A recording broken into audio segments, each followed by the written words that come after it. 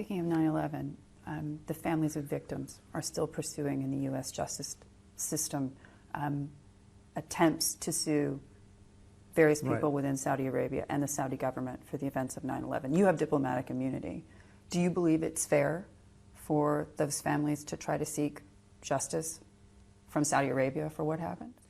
I cannot put myself in the place of the relatives of the victims of 9/11.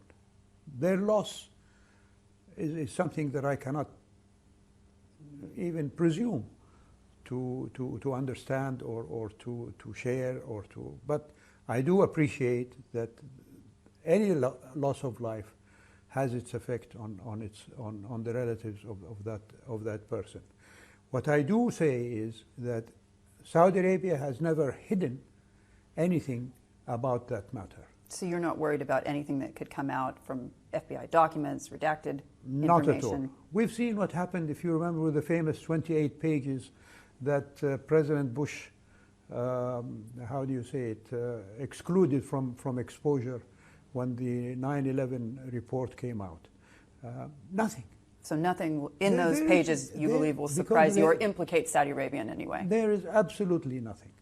And I, for one, and I think all Saudis believe, as our foreign minister, the late Prince Saud, said in front of the White House when he met with President Bush, after President Bush kept those pages away from the report. He said, please, for our sake, if you think that this is going to help Saudi Arabia, it's not. Put everything on the table. So if there are still documents within U.S. archives that have not been put to the public, I think they should be brought out, because there will be nothing in them whatsoever. You know, America took investigative efforts to find the culprits behind 9/11. Saudi Arabia did too. After all, these were Saudis. We wanted to know who was responsible, if there was anybody responsible in Saudi Arabia for that. And we found absolutely nothing.